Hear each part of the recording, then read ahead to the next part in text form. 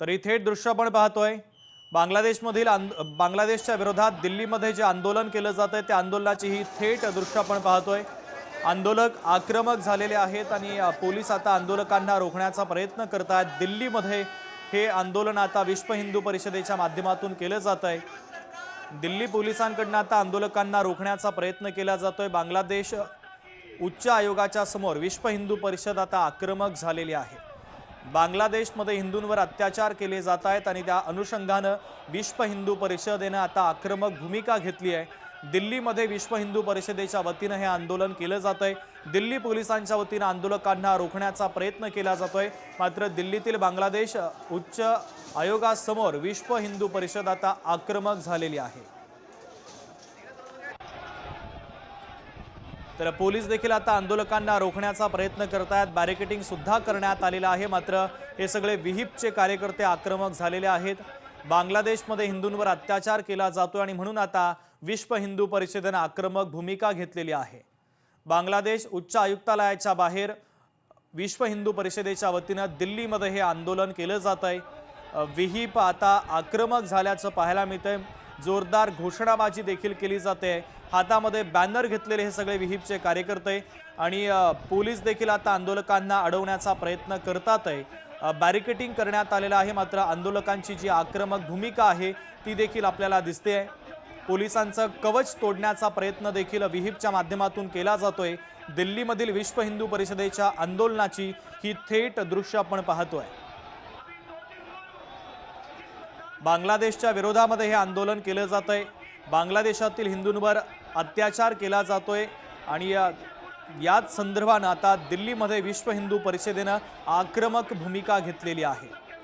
पोलिसांकडून या सगळ्या कार्यकर्त्यांना आंदोलकांना रोखण्याचा प्रयत्न केला जातोय। मात्र कार्यकर्ते हटायला तयार नाहीये। पोलिसांचं कवच देखील ते भेदण्याच्या प्रयत्नात आहेत।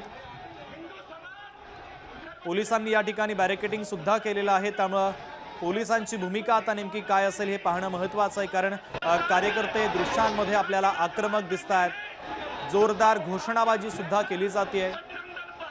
दिल्लीतील बांगलादेश उच्च आयुक्तालयाच्या समोर विश्व हिंदू परिषदेच्या वतीनं हे आंदोलन केलं जात आहे। बांगलादेशमध्ये हिंदूंवर अत्याचार होतो या संदर्भातले काही व्हिडिओ देखील सोशल मीडियावर आपण पाहिलेले आहेत आणि या अत्याचाराच्या विरोधात आता विहिपनं आक्रमक भूमिका घेतलेली आहे। दिल्लीमधील बांगलादेश उच्च आयुक्तालयाच्या बाहेर हे आंदोलन आता विहिपच्या माध्यमातून केले जात आहे। दिल्ली पोलीस आंदोलकांना रोखण्याचा प्रयत्न करतात आहे। मात्र आंदोलकांची आक्रमकता देखील या दृश्यांच्या माध्यमातून आपल्याला दिसते। हातामध्ये बॅनर घेतलेले हे सगळे आंदोलक आता जोरदार घोषणाबाजी करत असल्याचं देखील दृश्यांमध्ये दिसतंय। तर पोलिसांनी या संपूर्ण परिसरामध्ये आता बॅरिकेडिंग केलेलं आहे। सुरक्षा कवच पोलिसांनी बनवलेलं आहे। मात्र ते सुरक्षा कवच भेदण्याचा प्रयत्न विहिपचे हे सगळे कार्यकर्ते आंदोलक करतात। पोलीस देखील आता आंदोलकांना रोखण्याचा त्यांना शांत करण्याचा प्रयत्न करतात। मात्र आंदोलक मागे हटायला तयार नाहीये। आक्रमक अशी भूमिका आंदोलकांनी घेतलेली आहे। दिल्लीमध्ये विश्व हिंदू परिषदेच्या वतीनं हे आक्रमकपणे आंदोलन केलं जात आहे। दिल्लीतील बांगलादेश उच्च आयुक्तालयाच्या बाहेर विश्व हिंदू परिषदेच्या वतीनं आक्रमक भूमिका घेण्यात आलेली आहे। पोलिसांनी जे बॅरिकेडिंग केलंय ते हटवण्याचा प्रयत्न देखील आता केला जातोय।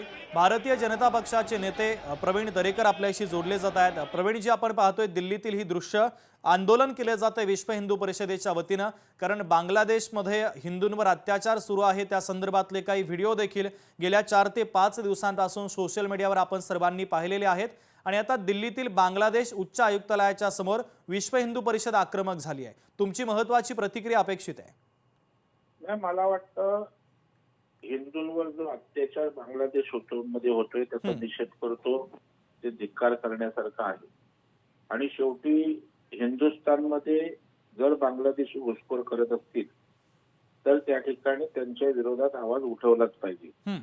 कारण बांगलादेशमध्ये राहणाऱ्या हिंदूंना त्या ठिकाणी जर त्रास होत असेल तर विश्व हिंदू परिषदेची भूमिका निश्चितच देशहिताची राष्ट्रवादाची आहे। त्यात कुठल्याही प्रकारचा संशय असायचं काय कारण अगदी प्रवीणजी, अत्यंत महत्त्वाची प्रतिक्रिया या आंदोलनाच्या संदर्भातली तुमची पोहोचलेली आहे. तुम्ही लोकशाही मराठी सोबत संवाद साधला त्याबद्दल धन्यवाद.